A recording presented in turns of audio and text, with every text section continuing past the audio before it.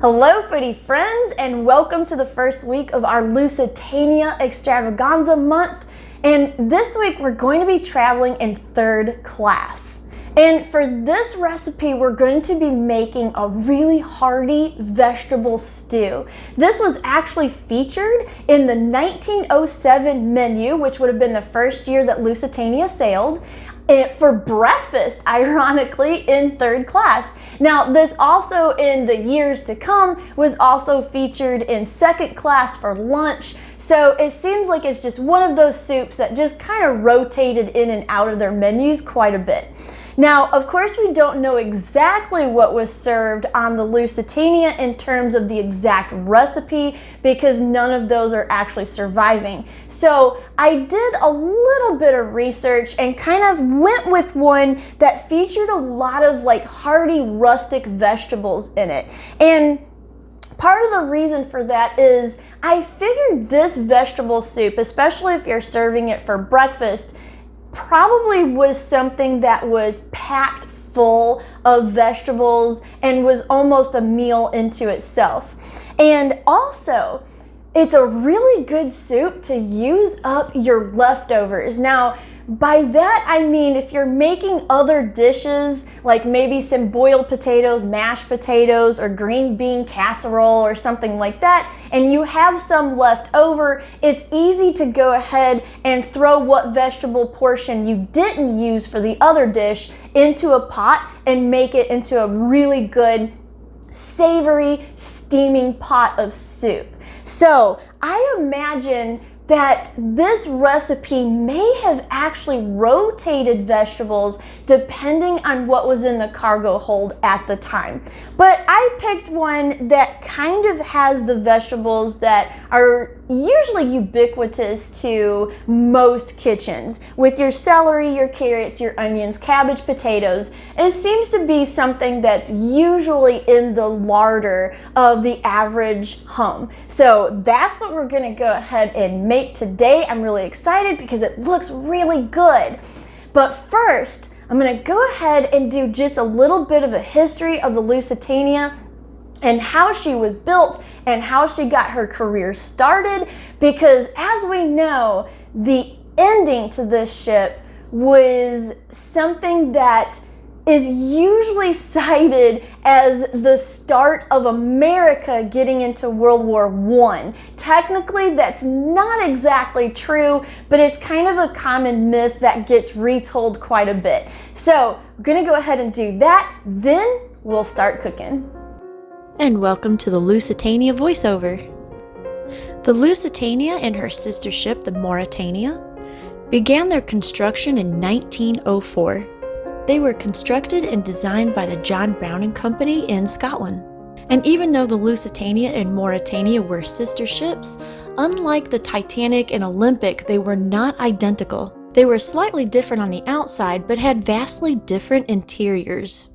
As keeping with the times, the Lusitania was decorated in several different period styles. They were both built by Britain to compete with the larger and faster German transatlantic ships of the time. They both became very popular ships, as they were not only fast, but also very comfortable. They were both designed for the comfort of their passengers, and this included third class. And as from the pictures, you can see that first class was both beautiful and luxurious. It was actually in third class where Cunard really broke the mold. Cunard's bread and butter tickets really was with the immigrants. And so to lure them away from other competitor ships, they decided to completely redesign how third class in a ship was laid out. Instead of large open spaces where hundreds of people would sleep and sit and eat, the Lusitania and Mauretania actually had separate cabins and separate rooms for dining and leisure, including a smoking room for the men and a ladies' room. This quickly became popular with immigrants coming to the New World. And greatly appreciated was the kitchens churning out 3 really good, wholesome meals per day. The The Lusitania began her maiden voyage on September 7, 1907, as the largest ocean liner then in service.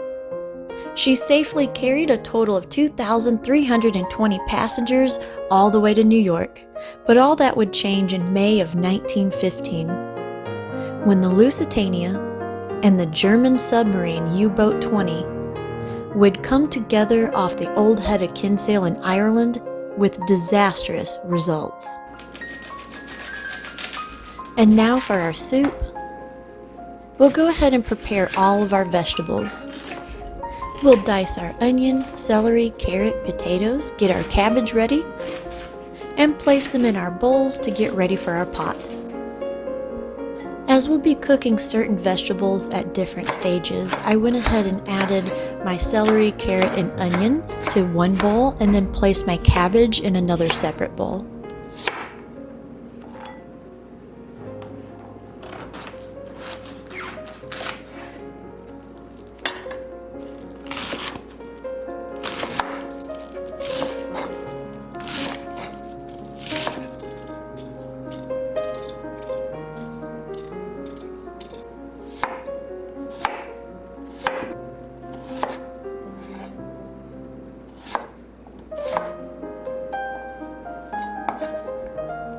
Once you have your vegetables ready, let's go ahead and heat your oil in your soup pot and add your carrot, celery, and onion.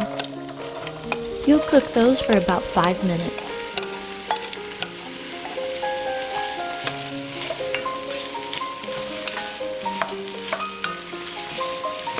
Now we'll go ahead and prepare our spices. I went ahead and put my flour in one small bowl. Then I placed my thyme, sage, rosemary, and cloves in another. And of course you can use fresh herbs if you have them available.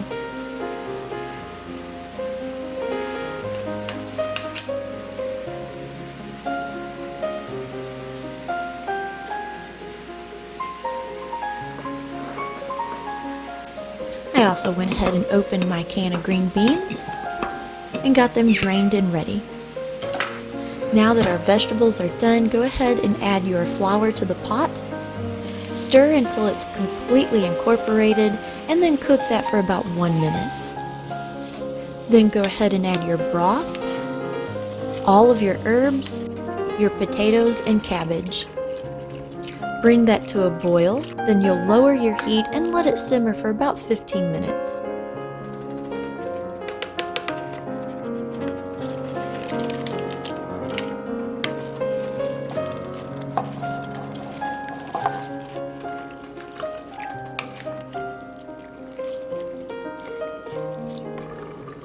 After that, it's time to add your green beans. Stir in your tomato paste. Then you can add your soy sauce and your Worcestershire sauce. Give that a good stir and you can continue simmering it for about 15 to 20 minutes more.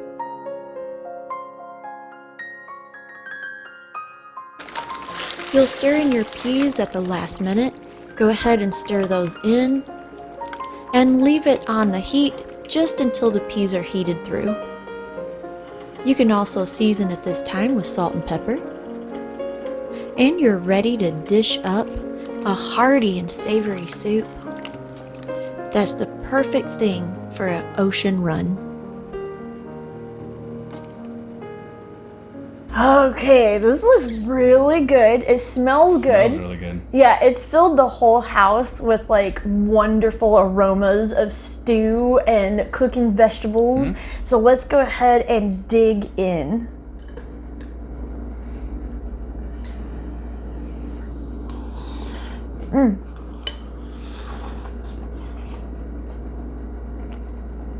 It's still really hot.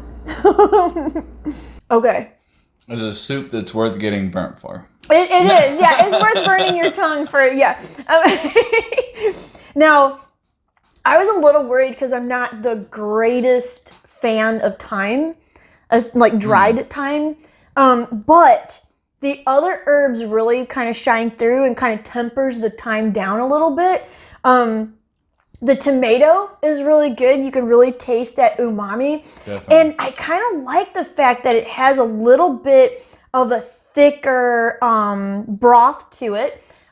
Instead of just like a really thin Like watery, vegetable soup. So I like the stew concept. Right. Yeah. It's definitely like more filling than I would expect. Yeah. Like it has a lot more like, I guess, density. Yeah. Than what I would expect like a vegetable soup traditionally to have. Yeah. And of course, the Worcestershire and the soy sauce, Oh, yeah. that helps punch it up a little bit. I almost left the soy sauce out. And it was only because I was like, would they have had soy sauce on the Lusitania? I don't know. But I went ahead and added it in because you never know what they had in their larder. Right. They could have had something else that they would have added that's kind of soy equivalent. Mm-hmm. You don't know. Also, with a soup like vegetable stew that was featured multiple times on multiple menus throughout the years, like I found one, this is the 1907 menu I went based on third class. But there was also a 1910 and a 1912 menu that I found vegetable stew on there. So, like I said before, we're not really sure what it is. It's probably just something that they would throw together with scraps and whatever vegetables they had. Yeah. So, feel free if you make this, you can make it exactly the way I did. Or play around with it. Yeah, if you happen to have a turnip in your refrigerator, go ahead and throw a turnip in there. It's not going to hurt it. Right. And it's probably going to be more historically accurate if you make it a little bit different every time. Right. Just because I'm sure that's what they did, and I'm sure that's why it was on the menu. Yeah. It's a good way to kind of like use up extra stuff. Yeah, it's kind of used up for other recipes. Yeah, it's kind of what we do now. It's great. Yeah. I have no complaints whatsoever. I wouldn't change any of the seasonings in it. I think it's really good. Yeah.